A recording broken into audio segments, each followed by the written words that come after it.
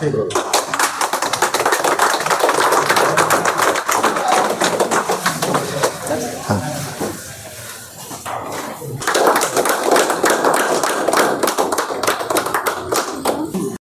Lecturer बने हुए हैं, कॉलेज में पढ़ाते भी हैं और बहुत सारे स्टूडेंट्स इनके यहाँ हैं और 3 मुझे जहाँ तक पता है 3 ब्रांच हैं। एक बनारस में भी है और बिहार में 3 हैं और अदर स्टेट में भी है। इन्होंने एक चीज़ नया ऐड ऑन किया है, एक नीति बोध लॉ फॉर्म है इन्होंने लाया है, जो लाजपत नगर दिल्ली में बता रहे थे पहले है सेंटर में और है स्टेट में इन्होंने लाया है यहाँ। मुझे भी इन्होंने जोड़ा है अपने लॉ फॉर्म से, इसके लिए मैं इनको बधाई देता हूँ, धन्यवाद देता हूँ। जहाँ तक लॉ की बात है तो लॉ फील्ड ऐसा फील्ड है, एकमात्र ऐसा फील्ड है इसमें बहुत ज़्यादा स्कोप है। आप वकालत कर सकते हैं, एपीओ बन सकते हैं, जज बन सकते हैं, मजिस्ट्रेट बन सकते हैं, प्राइवेट लॉ फॉर्म चला सकते हैं, प्राइवेट प्रैक्टिस कर सकते हैं और हर कंपनी में लीगल एडवाइज़र की ज़रूरत होती है। तो इतना स्कोप है इसमें कि कहा नहीं जा सकता। और रही बात गरीब बच्चों की, तो जो गरीबी है ना वो मन का उपज है। मन से कोई गरीब होता है, मन से अगर अमीर है, दिल में हौसला उमंग है और मेरिट है, मेहनत कर सकता है तो कुछ मुश्किल नहीं है।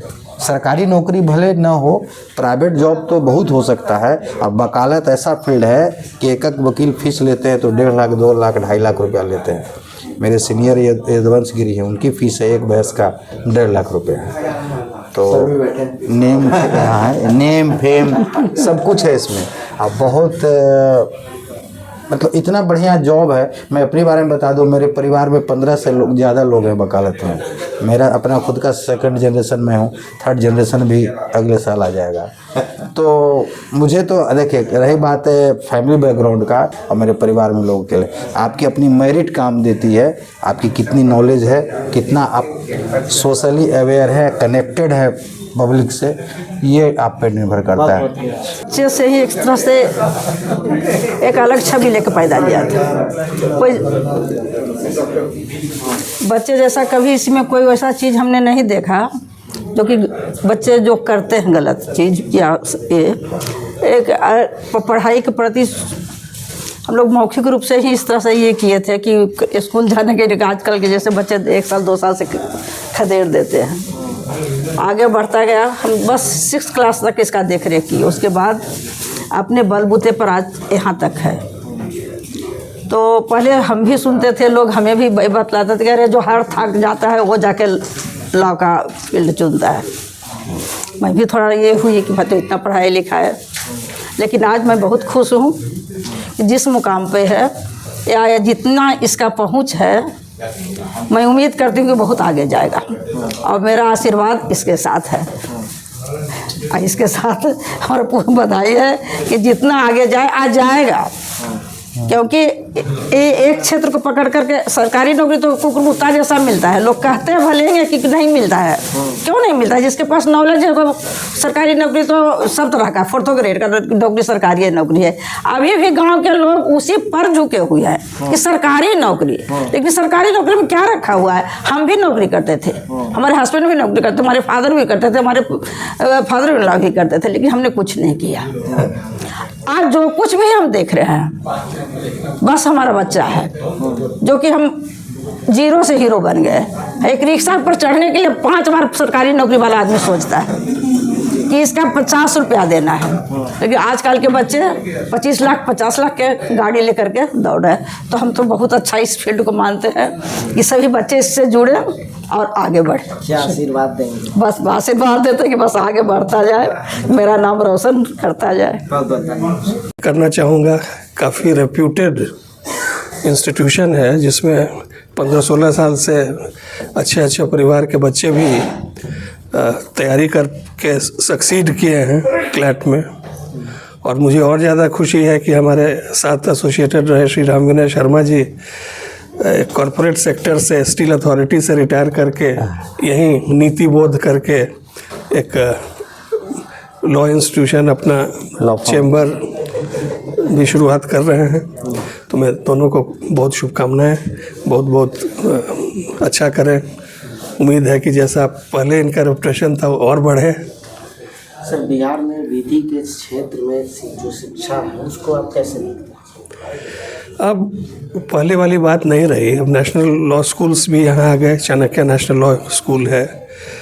दूसरे जगह भी उम्मीद करते हैं कि पढ़ाई का स्तर धीरे धीरे बढ़ रहा हो, क्योंकि अब डिजिटल टेक्नोलॉजी से अगर पढ़ाई अच्छी नहीं भी हो तब पर भी अगर कोई छात्र चाहे या कोई व्यक्ति चाहे तो वो ज्ञान हासिल कर सकता है। हर चीज़ को एआई की मदद से, दूसरे टेक्नोलॉजी से बहुत संसाधन ऐसे आ गए हैं जिसमें घर बैठे भी अपनी तैयारी हो सकती है, और किताब तो है ही। हम छात्रों को क्या कहेंगे जो तैयारी करने के बावजूद भी कुछ नंबर से पीछे रह जाते हैं और बाद में डिप्रेशन में चले जाते हैं, उसको लेकर के क्या समझते? देखिए, ये तो इंडिविजुअल चीज़ है, क्या कि सक्सेस और फेलियर में मार्जिन बहुत कम होता है हमेशा, और उनके पेरेंट्स को, उनके गार्जियंस को, उनके मेंटर्स को और टीचर्स को गाइड करना होगा कि देयर आर ऑल्टरनेटिव पाथ्स। सिर्फ अगर एक चीज़ में सक्सीड नहीं करते हैं तो लाइफ का अंत नहीं है। बहुत दूसरे चीज़ में बहुत लोग ज़्यादा सक्सीड करते हैं, इसलिए उनको हमेशा आशान्वित रहना चाहिए और हौसला अपना कभी नहीं उनका टूटना चाहिए। नए जगह पे शुरुआत हो रही है सर, क्या कुछ सुबह शाम नए जगह पर शुरुआत हो रही है तो हम यही उम्मीद करते हैं कि हम आगे और अच्छा करेंगे और हमारे बच्चे और ज़्यादा सफल होंगे। नई पीढ़ी के युवाओं को लेकर के क्या आपका? अभी नए पीढ़ी के युवाओं के लिए लॉ के क्षेत्र में बहुत अच्छा अपॉर्चुनिटी है। पहले पुराने ज़माने में सिर्फ लॉ करने के बाद प्रैक्टिस ही आदमी को करना पड़ता था, बट अभी कॉरपोरेट सेक्टर के बिजनेस के उदय होने से बिजनेस लॉ में और कॉरपोरेट लॉ में काफ़ी ज़्यादा संभावनाएं हैं, तो अभी ज़्यादा अपॉर्चुनिटी है लॉ के फील्ड में नए बच्चों के लिए। जी, बिहार में जो अभी स्थिति है शिक्षा को लेकर के, तो उसमें क्या लॉ में भी सुधार होनी चाहिए? नहीं, सुधार तो हुआ है। चाणक्य कॉलेज के इस्टेब्लिश होने के बाद लॉ के एजुकेशन में भी काफ़ी सुधार हुआ है, बट अभी और सुधार की गुंजाइश है, और गुंजाइश तो हमेशा रहती है। तो हम लोग चाहेंगे कि जिस तरह से भारत में बॉम्बे, दिल्ली लॉ के लिए बहुत सुपर माना जाता है, तो पटना भी उस डायरेक्शन में आगे बढ़े तो यहाँ के बच्चों का भी अच्छा पोजीशन बन सकता है। अच्छा सर, जो गरीब छात्र के बच्चे हैं जो इच्छुक हैं लॉ के क्षेत्र में आने के लेकर के, तो उसके लेकर के क्या सुविधाएं हैं, क्या छूट है? स्कॉलरशिप की सुविधाएं है या नहीं है उस तरह? स्कॉलरशिप की सुविधाएं तो है, सरकार की तरफ से तो है सुविधाएं। आपकी संस्था की तरफ से क्या है? बताएं, अविनाश बताएगा। सर, संस्था खोलने के पीछे क्या रीजन है, क्या आगे के क्या सपना है? मेरी जो प्राइमरी स्कूलिंग हुई है राष्ट्रीय मिलिट्री स्कूल बेलगाम कर्नाटका से मैंने पढ़ाई किया था। फिर मैंने एनडीए क्वालिफाई किया था। फिर उसके बाद हमारे भाई लगे, वो जज बन गए। उनके कहने पे एक घर में माहौल बना कि लॉ करना चाहिए, तो फिर क्लैट दिया। फिर क्लैट क्वालिफाई किया था।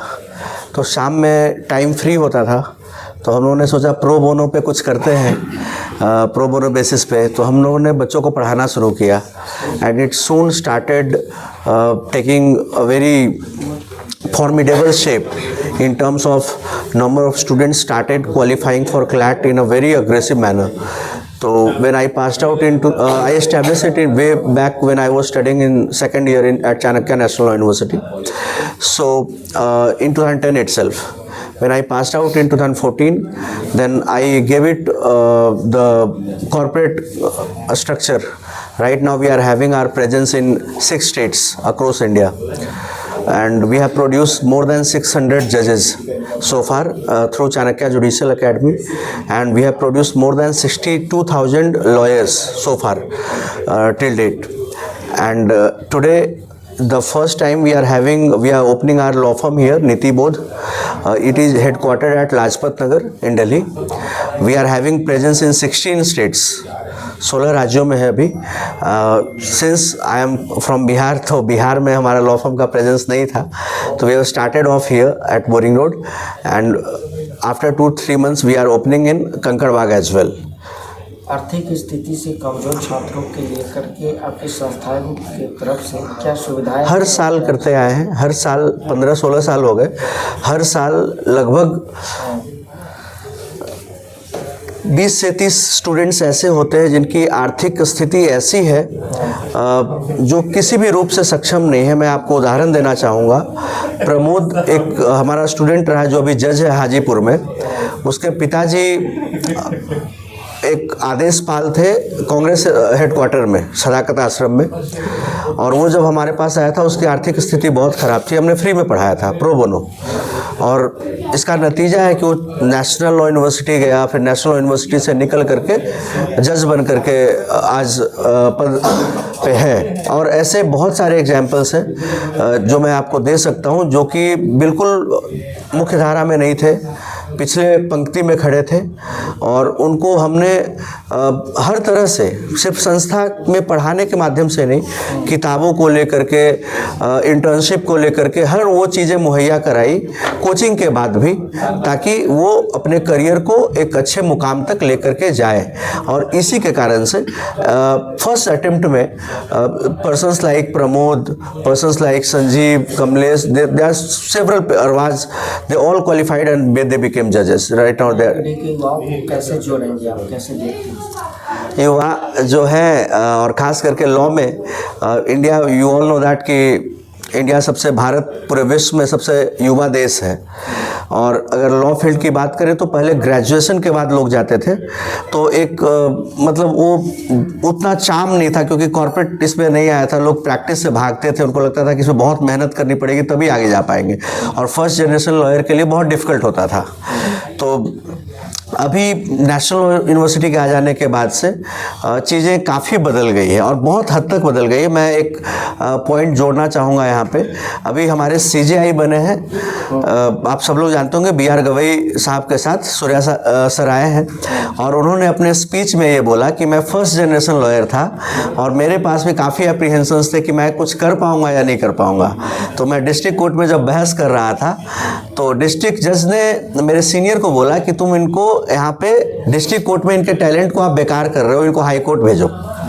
और वहाँ से उनकी जर्नी, फिर वो हाई कोर्ट ज्वाइन कर लिए, और हाई कोर्ट से उनकी प्रैक्टिस, मतलब इट टुक शेप। तो वो ये बताना चाह रहे थे अपने स्पीच के माध्यम से कि अगर मैं फर्स्ट जनरेशन लॉयर होकर के भी मैं CJI तक जा सकता हूँ, तो ये सोचना कि मैं फर्स्ट जनरेशन लॉयर हूँ तो मैं बड़ा नहीं कर पाऊँगा, ये एक मिथ है।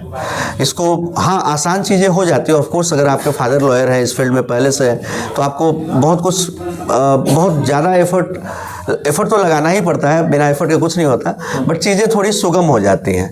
लेकिन ऐसा नहीं है कि फर्स्ट जनरेशन लॉयर बहुत आगे नहीं जा सकते हैं। अब चीफ जस्टिस ऑफ इंडिया से बड़ा क्या ही है। तो और युवा लोग काफ़ी आ रहे हैं इस फील्ड में।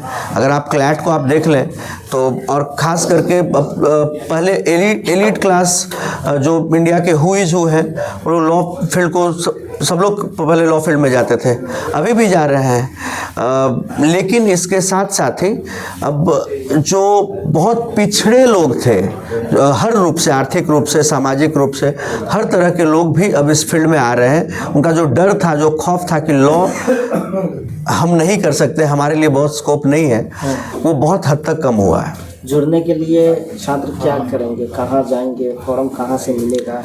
ऑनलाइन पढ़ाई, सब कुछ ऑनलाइन ऑफलाइन सारी सुविधाएं हैं। कॉरेस्पॉन्डेंस हम लोग स्टडी मटेरियल भी देते हैं, टेस्ट सीरीज भी कराते हैं, ऑफलाइन क्लासेस चलती है, लाइव स्ट्रीमिंग क्लासेस चलती है, रिकॉर्डेड क्लासेस भी हम लोग देते हैं। हर तरह की सुविधा जो हो सकती है, वर्ल्ड लेवल के स्टैंडर्ड की सुविधाएं हम लोग प्रोवाइड कर रहे हैं। और सिर्फ क्लासेस को लेकर के ही नहीं, हम अपने फॉर्म में भी हम लोगों ने एक चीज़ लागू किया है, दिल्ली में भी किया, उसी चीज़ को बिहार में भी लेकर के आ रहे हैं कि सारी चीज़ें काफ़ी ट्रांसपेरेंट होनी चाहिए। जैसे कि बिहार में सर तो खुद ही बैठे हैं, काफ़ी सीनियर सर है, एडवोकेट जनरल सर रह चुके हैं, और पटना हाई कोर्ट के सबसे बड़े नाम है आज के डेट में। तो थोड़ा मतलब कि टाइम लगता है, थोड़ा मतलब कि अब बैक बर्नर में चीज़ें चली जाती है। जो क्लाइंट होता है उसको लगता है कि सब चीज़ें मुझे नज़र नहीं आ रही है, ट्रांसपेरेंट उस तरह से नहीं है, मुंशी दाहिने बाएं कर देता है, तो इसको थोड़ा सा हम लोग मतलब संस्था में एक्सपेडाइट कर देंगे। एंट्रेंस एग्जाम है या सिर्फ फॉर्म भर के? एंट्रेंस एग्जाम हम लोग लेते हैं, और एंट्रेंस एग्जाम में अगर कोई अच्छा परफॉर्म करता है, प्रक्रिया कैसे है? अगर नए छात्र हैं, हाँ नए छात्र हैं, चाह रहे हैं तो उनको कैसे करना होगा यहाँ आने के लिए? क्या यहाँ पर वो आएंगे, उनको एक टेस्ट मिलता है, और अगर वो टेस्ट में अच्छा परफॉर्म करते हैं तो उनकी फ़ी जिस तरह से उनका परफॉर्मेंस अगर 90% से ज़्यादा है तो हम लोग कंप्लीट फ़ी ऑफ कर देते हैं, एक भी पैसे नहीं लेते हैं। मतलब उनकी 1 साल 2 साल जो जितने का भी कोर्स है वो फ्री हो जाता है।